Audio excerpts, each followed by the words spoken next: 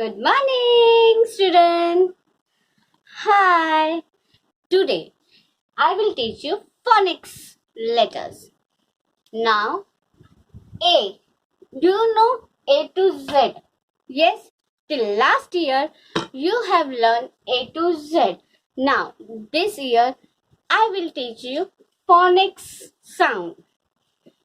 A. A says A. B.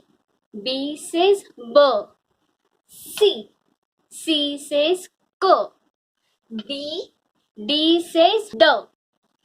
E. E says E. F. F says F. G. G says G. H. H says H. I says E.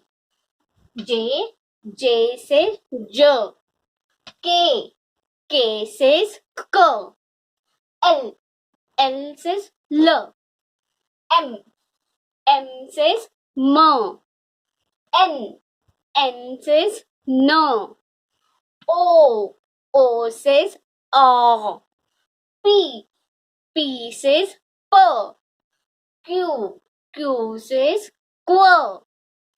R. R says R. S.